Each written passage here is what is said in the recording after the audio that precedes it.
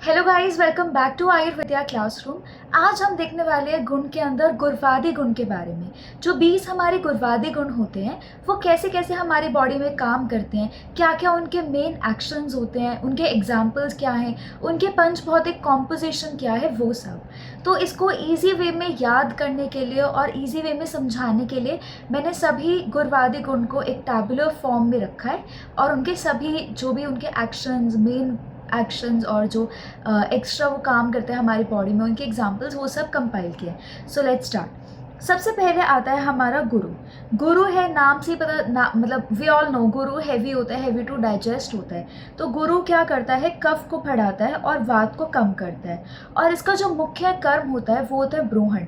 ब्रोहण मतलब नरिशमेंट, ये बॉडी में नरिशमेंट प्रोवाइड करता है।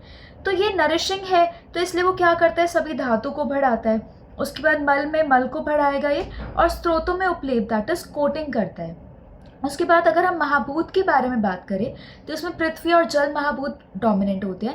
पृथ्वी और जल दोनों ही हमारे हैवी महाभूत होते हैं, तो पृथ्वी और जल इसमें डोमिनेंट है। फिर रस की अगर मैं बात करूँ तो रस में आता है मधुर, अम्ल, लवण। विपाक मधुर होता है और वीर्य शीत होता है।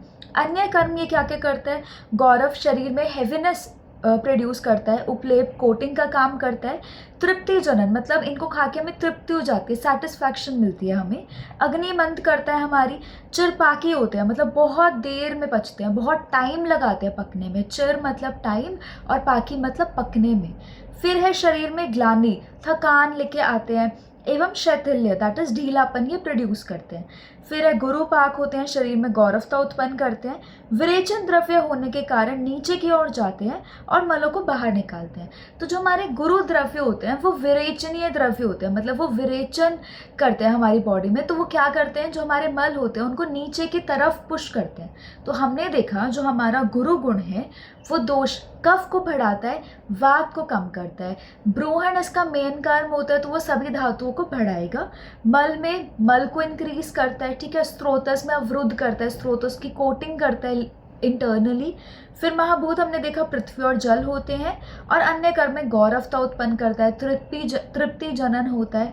और हमने देखा अग्निमंद करता है, चिरपाकी बहुत देर में पचता है, और मेन इसका जो है वो गौरवता उत्पन्न करता है। और विरेचनीय द्रव्य होते हैं मतलब मल को नीचे की तरफ लेके जाते हैं। उदाहरण में इसका आ जाएगा माश जो उड़द की दाल होती है, मुसली ही एक मेडिसिनल प्लांट है, और दुग्ध जो हमारा दूध होता है। तो ये हो गया हमारा गुरु गुण। फिर हम आते हैं लघु पे।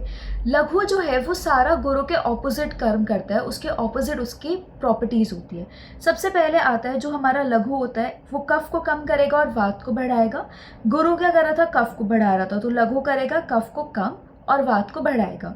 फिर ये लंघन करता है मतलब बॉडी में लाइटनेस, लघुता लेके आता है, तो इसलिए ये सभी धातु को कम कर रहा है, मल को कम कर रहा है, स्त्रोतस की शुद्धि कर रहा है। वो क्या कर रहा था, स्त्रोतस में उपलेप कोटिंग कर रहा था, ये उस कोटिंग को हटा रहा है, मतलब शुद्धि कर रहा है, प्योरिफिकेशन कर रहा है स्त्रोतस की, ठीक है।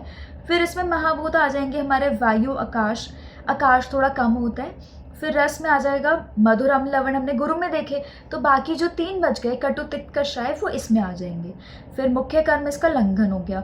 अब हमारी बॉडी लाइट लाइट रहेगी तो हमें उत्साह रहेगा, एक्साइटमेंट रहेगी, तो वही उत्साह, स्फूर्ति, मतलब बॉडी एक्टिव रहती है, स्पीड आती है हमारे अंदर।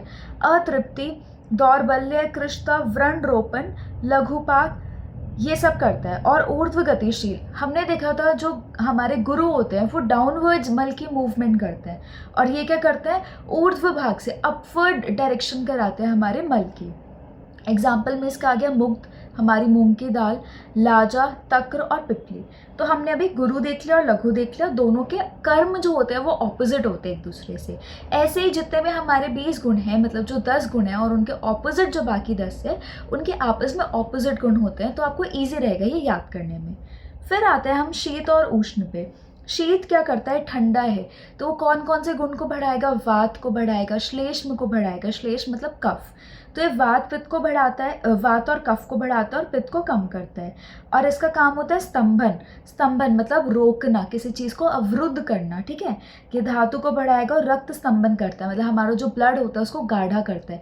शीत है मतलब आप उसको इमेजिन करो, कोल्डनेस से थोड़ा फ्रीज हो जाती है ना चीज़ें हमारी, जैसे पानी है अगर हम उसको फ्रीज़र में रख रहे हैं तो फ्रीज हो रहा है, तो वो स्तंभन कार्य कर रहे हैं ना, रोक रहे हैं, तो हमारे ब्लड को थिक करता है ये रक्त स्तंभन करता है, फिर मल स्तंभन भी करता है ये। उसके बाद इसमें महाभूत आ जाते हैं जल और वायु, इन दोनों के गुण जो है वो शीत होते हैं। उसके बाद इसमें रस जो है वो सौम्य रस आते हैं। तो सौम्य रस और आग्नेय रस के बारे में आपको पता होना चाहिए। आग्नेय रस होते हैं हमारे कल, दैट इज कटु, अम्ल और लवण, और बाकी जो मधुर तिक्त कषाय बच जाते हैं वो होते हैं हमारे सौम्य गुण, जो बॉडी में कोमलता और ठंड, ये सब मतलब थोड़े सौम्य गुण होते हैं ये, ठीक है। तो ये क्या करता है, मूर्छा करता है, तृष्णा एवं दाह की शांति। तो अगर किसी को चक्कर आ रहे हैं या प्यास लग रही है या दाह, बर्निंग सेंसेशन हो रही है, इन सब का नाश करता है शीत, जो हमारा गुण होता है वो। और ये क्या करता है, मन का आह्लादित, मन को प्रसन्न करता है, ठीक है। ऑब्वियसली आइसक्रीम वगैरह खा के तो हम सब खुश हो ही जाते हैं, तो वही है, मन को प्रसन्न करता है, ऐसे इसको याद करना। चंदन हो गया, नारियल दूर्वा हो गया, वो सब। इस एग्जाम्पल को ज़्यादा सीरियसली नहीं लेना है, क्योंकि आइस क्यूब्स इन सब की जो वीर्य होता है इनका उष्ण होता है। फिर आते हैं हम उष्ण गुण पे। वात श्लेष्म को कम करता है, पित्त को बढ़ाता है। इसमें ये क्या होता है, स्वेदन कर्म इसका मुख्य कर्म होता है। धातु, शीत जो है वो धातु को बढ़ा रहा था, ये उष्ण जो है वो धातु को कम करता है।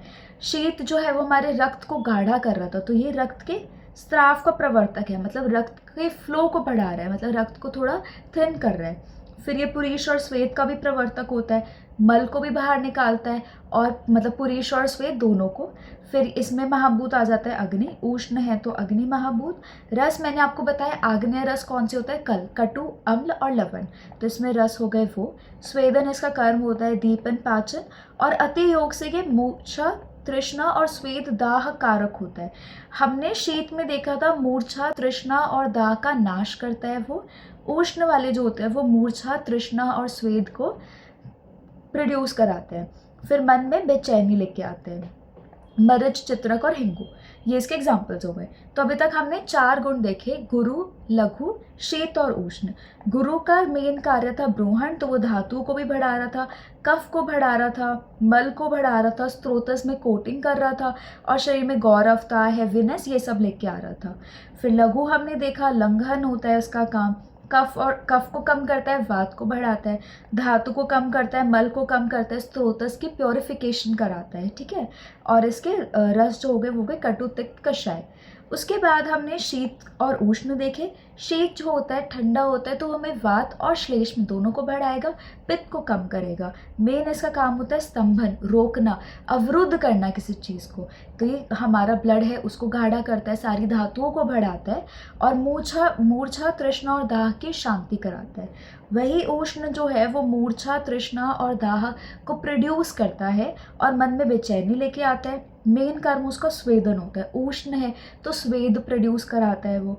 रस उसके आग्नेय रस होता है, कल, कटु, अम्ल, लवण, और इसका मंच महाभूत जो है वो अग्नि होता है। फिर आते हैं हम नेक्स्ट गुण पे, वो है हमारा स्निग्ध और रूक्ष। स्निग्ध मतलब हमारे ऑयली, ठीक है, तो ये भी कफ को बढ़ाएंगे, और वात हमारा रूक्ष होता है तो वात को कम करेंगे। उसके बाद ये धातु, बल और वर्ण, हमारी धातु को, हमारी बॉडी की स्ट्रेंथ को, और हमारा वर्ण दैट इज कॉम्प्लेक्शन, उन सभी को ये अच्छा करता है। मल का प्रवर्तक होता है, स्निग्ध है, ऑयली है, तो मलों को ईजिली निकालता है हमारी बॉडी से। और इसमें महाभूत आ जाता है वही हैवी वाले, जल और पृथ्वी। रस इसमें आ जाता है MAL, मल, दैट इज मधुर, अम्ल, लवण। मुख्य कर्म इसका है स्नेहन, स्निग्धता प्रोवाइड करता है। अन्य कर्म में आ जाता है बल्य है, वर्ण्य है, क्योंकि बल और वर्ण को ये इंक्रीज कर रहा है, ठीक है। वाजिकर है, सेक्सुअल पावर इंक्रीज करता है। रसायन होता है, और अति योग से इसके जो हमारे कफ बढ़ने के सिम्टम्स आते हैं, वही स्निग्ध द्रव्य को अगर हम अति योग करते हैं तो वही सिम्टम्स आते हैं, जैसे आलस्य हो गया, अरुचि हो गया, प्रमेह, ये सारे डिजीजेज हो गए।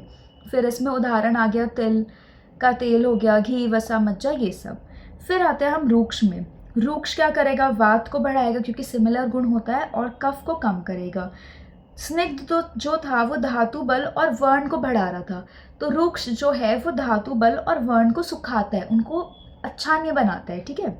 मल का शोषक होता है, स्तंभन, मल को रोक के रखता है। कॉन्स्टिपेशन हमें होती है तो हमें इसीलिए होती है ना कि अगर हम रूक्ष पदार्थ ज़्यादा खा लेते हैं। फिर अग्नि और वायु महाभूत की इसमें प्रधानता होती है, और कटु, तिक्त, कषाय इसमें रस होते हैं। फिर रूक्षण का काम करता है, बॉडी में रूक्षता लेके आता है। रोक्ष है, कठिन्यकर, बलवर्ण नाशक होता है, अवृश्य होता है, खर रफनेस लेके आता है, ठीक है, और काम उत्तेजना को कम करता है। इसके अतियोग से क्या होएगा, मूर्छा, धातु शोष, कॉन्स्टिपेशन, डिजीनेस और डिहाइड्रेशन। एग्जाम्पल में आ गया यव और गुगुलू। तो स्निग्ध और रूक्ष हमने देखा। स्निग्ध है ऑयली, जो कफ को बढ़ाएगा, वात को कम करेगा। मुख्य कर्म उसका क्या था, स्नेहन करना, स्निग्धता लाना बॉडी में। रस उसमें कौन से आएंगे, मधुर, अम्ल, लवण आएंगे, ठीक है। फिर हमने रूक्ष देखा। रूक्ष क्या करता है, वात को बढ़ाता है, वात को बढ़ा रहा है, तो मेन काम इसका रूक्षता लेके आना हो गया, रूक्षण हो गया, ठीक है। उसके बाद इसके रस हो गए कटु, तिक्त, कषाय, और ये मल को रोक के रखता है, धातु, बल और वर्ण को सुखाता है। फिर आते हैं हम मंद और तीक्ष्ण पे। मंद जो होते हैं हमारे, मंद है मतलब स्लो वर्क करते हैं हमारी बॉडी में, ठीक है। तो ये क्या करता है, मंद जो है वो भी कफ को बढ़ाता है। इसको ऐसे याद रखना, कफज जो जिनका कफ बहुत ज़्यादा बढ़ जाता है तो बहुत आलसी हो जाते हैं ना, तो बहुत उनकी स्पीड कम हो जाते हैं, तो मंद, स्लो हो जाते हैं वो। तो मंद जो है वो कफ को बढ़ाता है और पित्त को कम करता है। फिर ये धातु को बढ़ाता है, शरीर में स्थूलता लेके आता है, ठीक है। हैवीनेस वगैरह आती है हमारी बॉडी में, कुछ करने का मन नहीं करता। फिर मल के निःसरण, रोक कर रखने में सहायक नहीं होते, मतलब ये मल को निकालने में हेल्पफुल होते हैं। उसके बाद पृथ्वी जल इसके महाभूत हो गए, और मधुर, तिक्त, कषाय इसके सौम्य रस जो होते हैं हमारे। आग्नेय रस कौन से थे, कल, कटु, अम्ल, लवण। तो सौम्य रस जो बच गए, मधुर, तिक्त, कषाय, वो होते हैं हमारे मंद के रस। ये शमन का काम करता है, मतलब बॉडी में पैसिफिकेशन का जो कार्य होता है वो हमारा मंद के वजह से होता है। अन्य कर्म इसके क्या होते हैं, शरीर का पोषण करता है, यात्रा कर होता है, मतलब कि जो हमारी बॉडी में कुछ कुछ चीज़ें होती हैं उनको मूवमेंट प्रोवाइड करता है। जैसे विषम दोषों का शमन करता है। दोषों जो विषम दोष हो गए ना, जो बढ़ गए हैं दोष और जो विष के समान हो गए, अब उनका शमन करेगा, ठीक है। और चिरकारी होते हैं, बहुत देर तक हमारी बॉडी में रहेंगे और अपना इफेक्ट करते रहते हैं। स्लो एक्टिंग द्रव्य होते हैं ये। कूष्मांड और आम्लक इसके एग्जाम्पल्स हो गए। फिर आता है तीक्ष्ण। तीक्ष्ण है, नाम से पता चल रहा है, तीक्ष्ण, तेज वाला, तो ये पित्त बढ़ाता है और कफ को कम करता है, धातु को कम करता है, शरीर का लेखन करता है। लेखन क्या कार्य होता है, स्क्रैपिंग, तो शरीर में कृशता मतलब दौर्बल्यता लेके आता है। फिर मल का प्रवर्तक होता है, मल को इजीली बाहर निकालता है।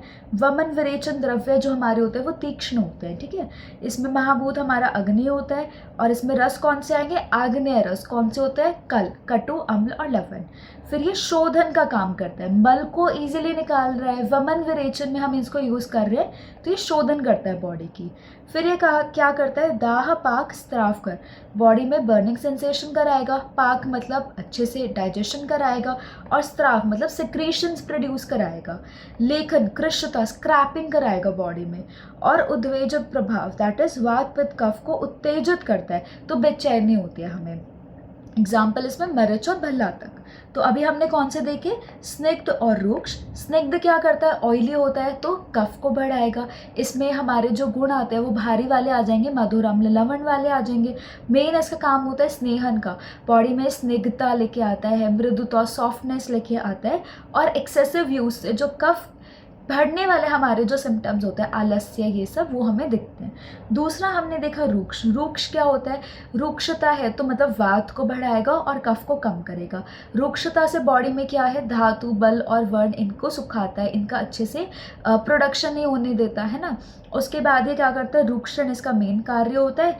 कटु, तिक्त, कषाय इसके रस होते हैं। फिर हमने मंद और तीक्ष्ण देखा। मंद से हमने याद किया कि इससे कफ बढ़ता है, कफ बढ़ता है, धातु बढ़ती है, शरीर में स्थूलता बढ़ती है, ठीक है, और शरीर में पोषण। और ये चिरकारी होते हैं, मंद है, स्लो एक्टिंग होते हैं, है ना। चिरकारी बॉडी में बहुत देर तक रहेंगे और काफ़ी लेट तक हमें इनके इफेक्ट्स दिखाई देते हैं। उसके बाद आता है हमारा तीक्ष्ण। तीक्ष्ण क्या करता है, पित्त को बढ़ाता है, धातु को कम करता है, और ये वमन विरेचन वाले द्रव्य होते हैं हमारे, तो ये क्या करता है, शोधन का इसका मुख्य कर्म हो गया। फिर ये दाह, पाक और स्त्राव कर होता है, बर्निंग सेंसेशन करेगा, पाक करेगा और सिक्रीशंस बढ़ाएगा। और ये बेचैनी भी क्रिएट कर देता है, क्योंकि ये वात, पित्त, कफ तीनों को उत्तेजित कर देता है। मरीच और भल्लातक इसके एग्जाम्पल हो गए। और ये तीक्ष्ण है, अग्नि इसकी प्रधान महाभूत है, तो आग्नेय रस होते हैं हमारे, कटु, अम्ल और लवण। फिर हम आते हैं नेक्स्ट श्लक्षण और खर पे। श्लक्षण होते हैं हमारे जो स्मूद होता है, ठीक है। तो ये स्मूथ है तो अगेन ये कफ को बढ़ाएगा, धातु को बढ़ाएगा, मल का प्रवर्तक है मतलब मल को इजीली बाहर निकालेगा। और महाभूत में इसमें थोड़ी कॉन्ट्राडिक्शंस है। नागार्जुन जी ने बोला था कि ये अग्नि महाभूत इसमें प्रधान होता है, चरक ने बोला था इसमें आकाश महाभूत प्रधान होता है, और सुश्रुत ने बोला था इसमें जल महाभूत प्रधान होता है। फिर मुख्य कर्म इसका रोपण होता है, और ये स्निग्ध के अभाव में भी सुखद स्पर्श कर्म सेम एज पिच्छल। तो हमारा जो पिच्छल होता है वो भी ऐसी होता है, थोड़ा मतलब ना स्मूथ और सॉफ्ट इन टच होता है, और हमारा जो श्लक्षण है वो भी smooth and soft in touch होता है।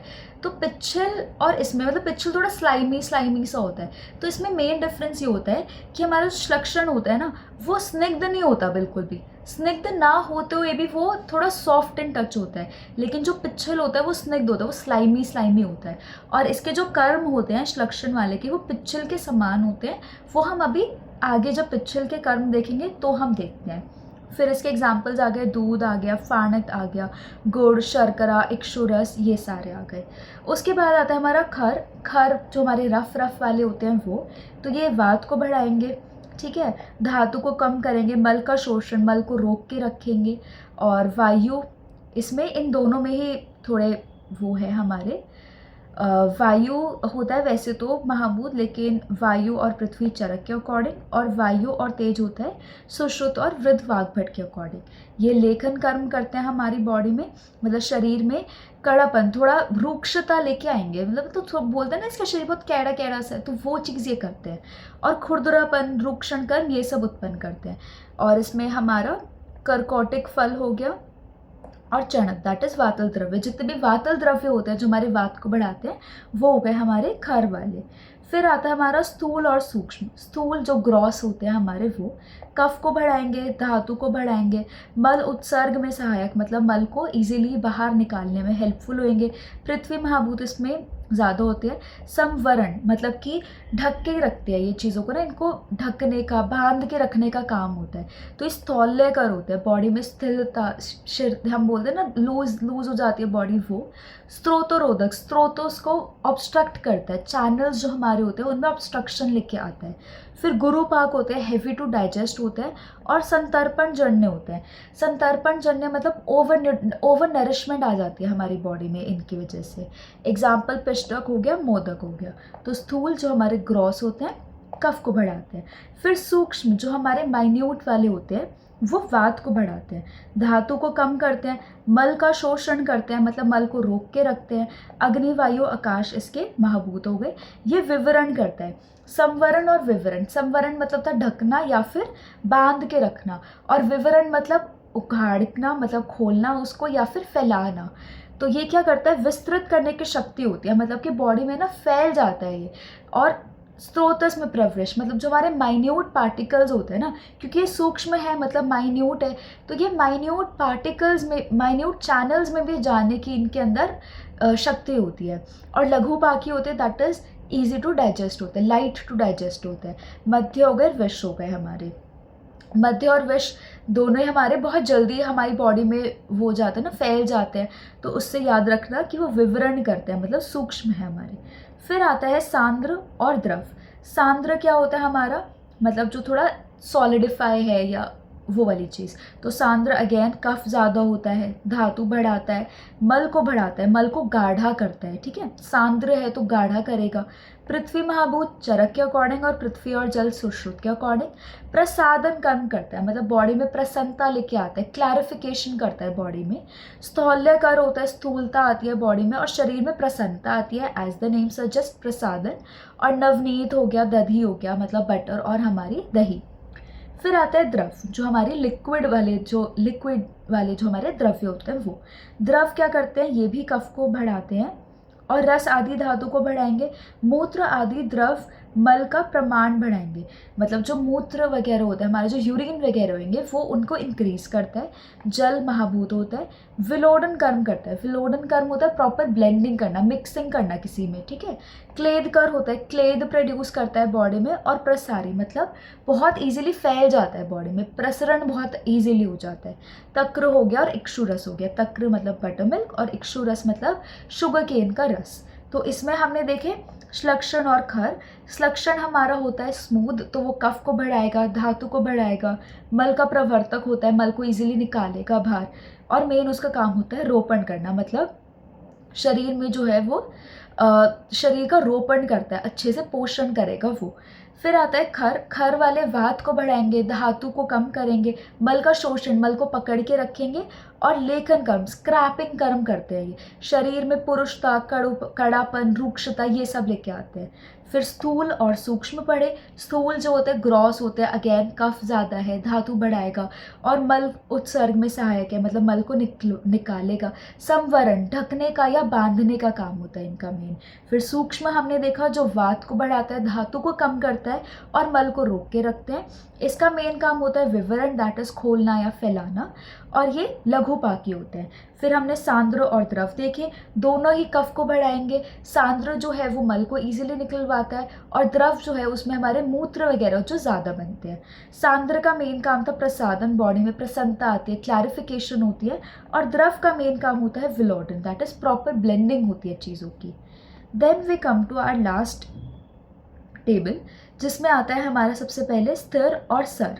स्थिर है मतलब कि एक जगह पे स्टेबल है ना। तो स्थिर क्या है, अगेन कफ बढ़ता है, इसमें धातु और बल बढ़ते हैं हमारे, मल को बांध के रखता है, पृथ्वी महाभूत होता है और मुख्य काम है धारण करना शरीर को, ठीक है। स्तंभन होता है, चिरस्थायी होता है, मतलब ये भी बॉडी में बहुत ज़्यादा टाइम तक रहते हैं। चिरस्थायी, चिर मतलब बहुत लंबे टाइम तक, और स्थायी मतलब रहना। उसके बाद इसमें चिकित्सा कर्म अगर मैं देखूँ तो स्तंभन, स्वेदन और ब्रूहण, नरिशमेंट करते हैं बॉडी में, स्तंभन लेके आते हैं, थोड़ा बॉडी को स्टेबल बनाते हैं। फिर इसके एग्जाम्पल्स हो गए वही शालपर्णी, सुधा, प्रवाल, खदर, ये सब। फिर आता है सर। सर मतलब जो हमारी बॉडी में मूवमेंट, चल वाला गुण जो होता है, तो ये वात को रिप्रेजेंट कर रहा है, तो वात को बढ़ाएगा, धातु को कम करेगा, शरीर की स्थिरता को नष्ट करता है, शरीर में जो स्टेबिलिटी आती है उसको नष्ट करता है। मल का प्रवर्तक होता है, मतलब मल को इजीली फ्लो कराता है। सर है, मूवमेंट से वी आर रिलेटिंग इट, तो मल को भी प्रवर्तक होएगा। जल इसका महाभूत होता है, लेकिन कर्म के आधार पर वात प्रधान होता है। प्रेरण, हम ऐसा बोलते हैं ना कि प्रेरणा मिली है हमें इनसे, तो प्रेरणा मिलती है तो हम क्या करते हैं, आगे बढ़ने की हमें प्रेरणा मिलती है, तो ये भी क्या कराता है, आगे बढ़ाने, मतलब गति प्रोवाइड कराता है, तो इसका मेन कर्म हो गया प्रेरण। वात और मल का प्रवर्तक होता है, और चिकित्सा बेसिस पे स्नेहन, स्वेदन और लंघन ये इसके काम होते हैं। एग्जाम्पल में आ जाएंगे हमारे रूक्ष द्रव्य, जैसे हरितकी, आम्लकी, आरगवत, ये सब। फिर आता है हमारा मृदु और कठिन। मृदु होता है हमारा सॉफ्ट। मृदु में क्या होता है, वात पित्त को कम करता है और कफ को बढ़ाता है। सॉफ्टनेस है तो कफ को इंक्रीज करेगा, धातु को शिथिल बनाता है, मल को ढीला करता है। आकाश और जल इसमें महाभूत हो गए। श्लथन मतलब ढीला करना, शिथिलता आती है बॉडी में, ठीक है। और ये दाह, पाक और स्त्राव का नाशक होता है। दाह मतलब बर्निंग सेंसेशन कम करता है, पाक मतलब बॉडी में डाइजेशन जो है उसको कम करता है, और स्त्राव दैट इज सिक्रीशंस को कम कराएगा। फिर द्राक्षा, घृत, गोधूम ये इसके एग्जाम्पल्स हो गए। फिर कठिन, कठिन क्या करता है, वात को बढ़ाता है, ठीक है। इसका मेन है दृढ़ीकरण, मतलब बॉडी को थोड़ा दृढ़ बनाना, थोड़ा स्ट्रॉन्ग बनाना। ये क्या करेगा, धातु को दृढ़ बनाता है। मृदु धातु को शिथिल बना रहा था, लूज बना रहा था, ये दृढ़ बनाता है। ये मल को सुखाता है, इसमें मेन महाभूत पृथ्वी, और ये शरीर में कठोरता उत्पन्न करता है, जैसे रूक्षण हो गया, लंघन हो गया, ये सब। प्रवाल, मुक्ता, शंख, शुक्ति ये इसके एग्जाम्पल्स हैं। फिर आता है हमारा पिच्छल और विशद। पिच्छल हमने देखा था स्लाइमी होता है, और विशद क्लियर होता है। पिच्छल क्या करेगा, स्लाइमी सा है तो कफ बढ़ाएगा, ठीक है। धातु बढ़ाता है, बल्य होता है, अस्थि आदि भग्न धातु का संधान करता है। स्रोतों को पिच्छल कर मल उत्सर्ग में सहायक, मतलब मल को पिच्छल कर रहा है, स्रोतों को स्लाइमी सा है तो चिकना सा है, तो मल को इजीली बाहर निकलवाएगा, ठीक है। लेपन कर्म करता है, कोटिंग का काम होता है इसका। जीवनीय है, संधान है, गुरुपाक, हेवी टू डाइजेस्ट है, और शरीर में गौरवता लेके आते हैं। फिर इसके एग्जाम्पल्स हो गए, दही हो गया, अनूप मांस हो गया, यव हो गया, एरंड तैल हो गया, ये सब। फिर विशद जो है हमारे, जो क्लियर वाला होता है, वो वात को बढ़ाता है, धातु का लेखन करता है। लेखन मैंने आपको बताया स्क्रैपिंग, तो धातुओं की स्क्रैपिंग करता है, ठीक है। फिर मल का शोषण, मल को भी सुखाएगा, इसमें सारे महाभूत होते हैं एक्सेप्ट जल। शालन करता है, इसके में पिच्छ विशद जो है उसका मतलब ही क्लियर होता है, तो ये बॉडी में जाके शाल दैट इज क्लैरिफिकेशन का काम करता है, ठीक है, क्लियर करता है। क्लेद शोषण करता है और व्रण रोपण करता है, हमारे व्रण को रोपण करता है। इसके एग्जाम्पल हो गए निम्ब और क्षार। तो ये हमने कौन कौन से देखे, स्थिर और सर। स्थिर जो है वो कफ को बढ़ाएगा, मेन कारण है धारण, हमारी बॉडी को धारण करके रखता है वो, ठीक है। तो स्तंभन होएगा और चिरस्थायी, बहुत टाइम तक हमारी बॉडी में रहता है। सर जो है वो वात को बढ़ाएंगे। प्रेरण उसका मुख्य कर्म होता है, प्रेरण है मतलब आगे बढ़ने की वो मिलती है हमें, तो मूवमेंट से रिलेट करते हैं हम इसे, तो वात और मल का प्रवर्तक होता है। फिर मृदु और तीक्ष्ण मृदु और कठिन देखे हमने। मृदु होता है हमारा जो कफ को बढ़ाएगा, कफ को बढ़ाएगा, बॉडी को ढीला करता है, श्लथन का कार्य होता है इसका मेन।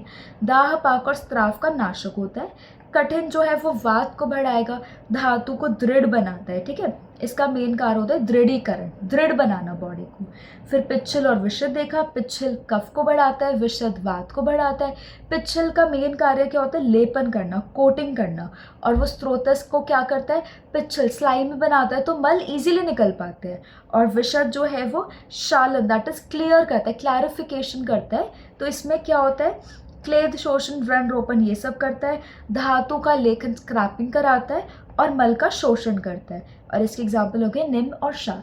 तो ये हमने आज गुरवादी गुण देखे, जिसमें हमने उनके दोषों पे क्या इफेक्ट आता है, उनका धातु पे क्या इफेक्ट आता है, वो कैसे, उनका मुख्य कर्म क्या है हमारी बॉडी में, उनमें महाभूत कौन से प्रीडोमिनेंट है, उनमें एग्जाम्पल्स क्या है उनके उनके हमारी बॉडी में और क्या क्या कर्म होते हैं मुख्य कर्म के अलावा। तो ये सब हमने आज गुरवादी गुण का देखा। नेक्स्ट लेक्चर में हम परादी गुण के बारे में देखेंगे। जो हमारे 10 परादी गुण हैं उनको हम द्रव्य गुण में कैसे यूज़ करते हैं, मतलब आयुर्वेद में बीइंग अ डॉक्टर हमें उनको क्यों पढ़ना है, कैसे हम उनको अप्लाई करते हैं।